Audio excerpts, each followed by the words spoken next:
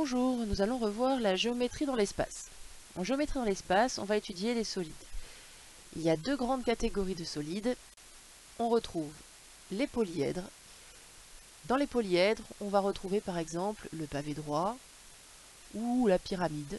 Ce sont des solides qui sont composés uniquement de polygones. Toutes les faces sont des polygones. Et on a donc les solides qui sont des non-polyèdres. Parmi ces non-polyèdres, on va retrouver des cylindres, des sphères, des cônes. Et la particularité donc de ces non-polyèdres, c'est qu'ils ne sont pas composés que de polygones. Ils ne sont pas délimités que par des polygones. On va utiliser aussi un vocabulaire spécifique. Pour les polyèdres, ils sont donc délimités par des faces. À l'intersection des faces, nous allons trouver ce qu'on appelle donc des arêtes. Et à l'intersection des arêtes, on va trouver ce qu'on appelle les sommets. Parmi ces polyèdres, on va distinguer aussi différentes familles. On va retrouver le cube, toutes ses faces sont des carrés. Les pavés droits, pour lui, toutes les faces vont être des rectangles.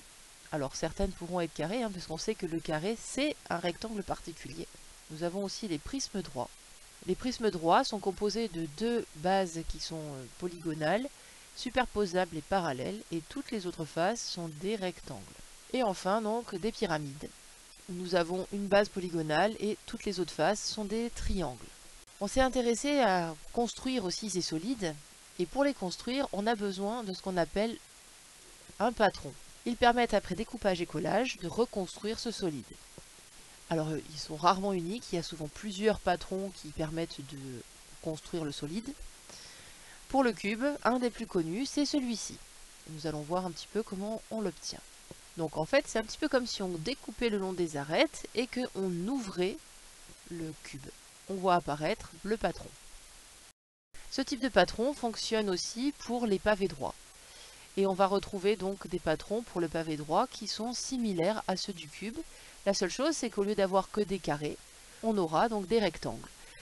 Chose intéressante à remarquer, les faces opposées du pavé droit sont identiques. Donc on voit bien que dans notre patron, on va retrouver ça. Cette face-là et celle-ci, c'est deux rectangles identiques.